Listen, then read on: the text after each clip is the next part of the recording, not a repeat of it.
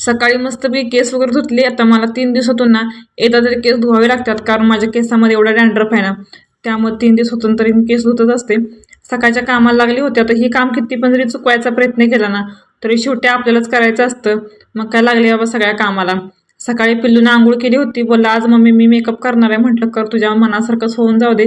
आणि त्यानं पावडर हातावरती घेतला आणि असा मेकअप करत होता अजून काय स्वतःच्या थोबाडीत मारून घेते काय म्हटलं आता हा. तेल हातावरती घेतलं म्हणजे जास्त तर ओततोय काय पण नाही, थोडंसं नॉर्मलचं तेल घेतलं होतं आणि सगळ्या डोक्याला लावत बसला होता. केस विचरायला घेतली तर भांग राहिला एका साईडला आणि तिथं चालवतं वेगळ्या साईडला कंगवा फिरवायचं. त्याला म्हटलं राहू दे बाळा, म्हटलं मी माझा मी पाडते. शिवांची केस मला एवढी आवडतात ना, कारण त्याची केस एवढी सिल्क आणि सॉफ्ट आहेत ना. आता त्याची केस एवढी भारी आहेत, पण माझी निम्मी अर्धी केस कळायला लागली. तर एवढी केस प्रमाणाच्या बाहेर माझे गळत आहेत ना. त्याला पोहे पाहिजे होते, मग त्याच्यासाठी पोहे करायला घेतले. आता कधी कधी असं वाटतं ना की मला पण एक मुलगी पाहिजे होती, पण शिवाचं वागणं असं आहे ना की त्याने मला कधी मुलगीची कमीच भासू दिली नाही हो.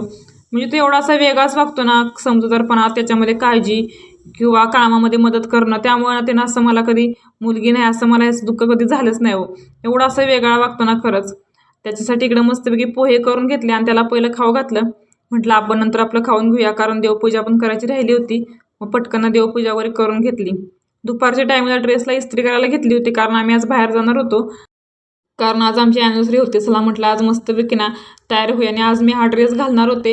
ह्या ड्रेसमध्ये मला एवढं भारी वाटतं ना, एकदम कम्फर्टेबल, म्हणजे हातात काय घ्यायची गरज नाही. खिसा असल्यामुळे ना आपलं खिशामध्ये ठेवायचं, आपलं लागायचं वाटेला. निघालो जायला. आता टायमिंग होतं 4चं, पण तुम्हाला ड्रायव्हर लोकांचं माहितीच आहे, टायमिंग सांगायचं 1 आणि यायचं वेगळ्याच टाईमवर. तेच झालं होतं. हे ना 4 वाजता बोलवलं होतं, हे पूर्ण 7:30 वाजता आले. तर मग काय डायरेक्ट आम्ही जेवायला झालो होतो. आलेल्या पहिलं मेन्यू कार्ड घेतलं. आता किती पण जरी बघितलं तरी माझा एकच मेन्यू असतो, ते म्हणजे ना काजू मसाला.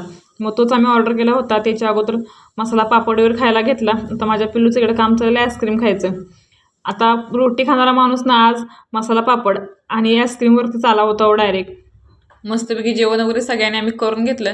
आणि सकाळपासून माझ्या पिलूचं चाललं होतं की मम्मी आपण गार्डनला कधी जायचं, पण गार्डनला जाणार झालं नाही, कारण हे पण नाही एवढे लेट आलेत ना, त्यामुळे गार्डन तसं की बंदच झाली होती. पण त्याची इच्छा तरी पूर्ण झाली, कारण हॉटेलमध्येच ना साईडला लहान मुलांना खेळायला होत्यात खेळणी.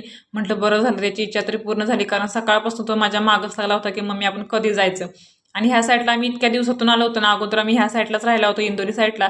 आणि एवढं भारी वाटत होतं ना, कारण ह्या साईडला इतकं असं शांत शांत वातावरण, एकदम कमी दाटी, एकदम झाडं वगैरे भरपूर, त्यामुळे इतकं भारी वाटत होतं ना, एकदम गावाला राहिल्यासारखं एकदम फील यायचं ह्या साईडला. चला तर मग आजच्यासाठी एवढंच, भेटूया पुढच्या